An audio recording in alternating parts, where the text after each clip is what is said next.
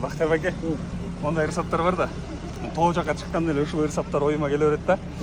Максат жаңа иш жазган бул көрдүчү. Маалап коңузчу.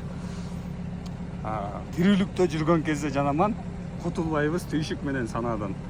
Тоого тартат анан тоолук жаныбыз, тоодой жүктөр чарчатканда калаадан дейт. Калаадан, ооба. Сону кез айткан.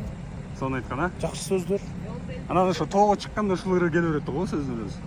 Бул сапардагы. Негизи жана кечээ сиз айттыңыз беле макал десе тоолордо эмне? Тоолордо өмүр бар.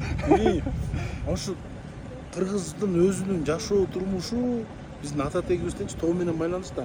Мен жана сизге бир мисал айткам, бирок ал тартылган эмес да. Мен Астанага барганда мындай сагындым деп айтсам, куса болдум десем өтө көркөмдөгөн болуп калат. Бирок тоону көргүм келе берет экен да, түздүктөнчү. Биз тоого көнүп калыптырбыз да. Билбейм, бирөө жарым барып, ар кайсы жакта ар ким ар кандай эс алат. Бирок бардыгыбыз эле эң чоң эс алуу Алланын үйү мечитте да. Бардык жерде бардык түйшүктү унутасың, жүрөгүң ачме болуп, башкача болупчу.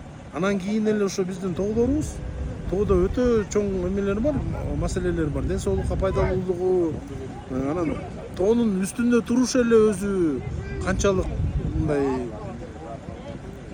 сыймык десеңчи. Башкача энергия. Тоонун үстүндө жана альпинисттер чыгып алып, флагын көтөрүп, мисалы үчүнчү, эми дүйнөлүк деңгээлде альпинисттер бар да, чоң-чоң чокуларга чыгып мына деп атпайбы? Ал көп болсо 2 саат, мейли 1 сутка болот да. А биз өмүр бою ошо тоонун чокусунда жашап атпайбы? Эң туура. Биз ошон үчүн кандай сыймыкталса. Элбирбек акын агабыздын саптарына бир кошуп кетпейли ушул жерден. Туура келчү деп окшойт. Эми Элбирбек акын ошо айтат, бир казак акыны менен айтышып аткан кезде ушунусун колдонгон деп, эми аны мындай эл аралык деңгээлде баягы бири-бирине чабыштыруу ниетинде эмес, бирок айткан нерсени айтып коюу ниетинде. Бирок аябай Аллах субханалла ошол жерден мындай жакшы бир эме берип, эстетип коюптур да. Ошону айтып атат Элбирбек акын. Түздүктүч, талааны дала деп айтат эми алар. Талааны берген казакка мунайга жакын болсун депчи, нефтиге. Тоолорду берген кыргызга Кудайга жакын болсун деп. Эми ошол Кудай менен байланыштуу тоолорго чыгып эметип жакшыртып бериш керек, машалла. Жакшы. Алла ыраазы болсун. Бактар байке, жаш учурлардан мен көбүнчө сактап коеюн деп, эстелик болсун деп атайын тээ жактан келип тартып коеюн депчи. Жана ырсаптар менен баштаганыбыздын себеби ошол.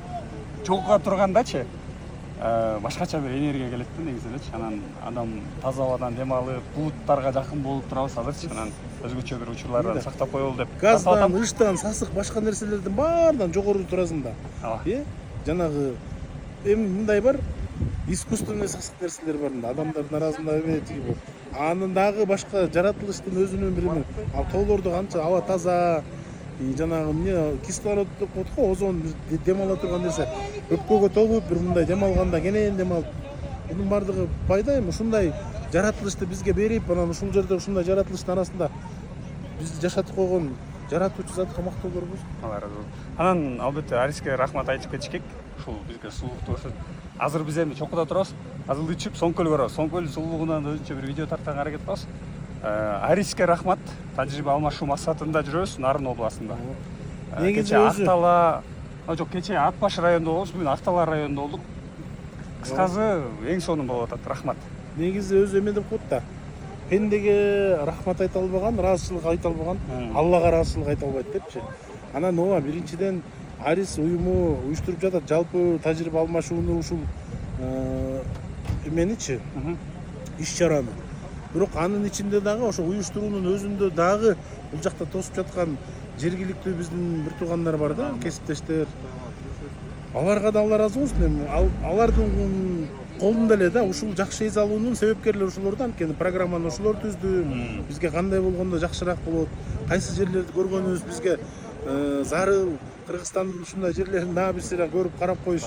Ошо программаны түзгөн ушул Нарындагы Арис командасына аларга да ыраазычылык айтып кетиш керек.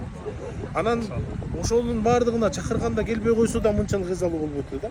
Анан ошо чакырыкка жооп берип таластан бери келген биздин бир туугандарга да Алла ыраазы болсун. Ошо. Жакшы ийгилик болсун. Бактар байке рахмат. Убакытты сүргөнүңүз үчүн.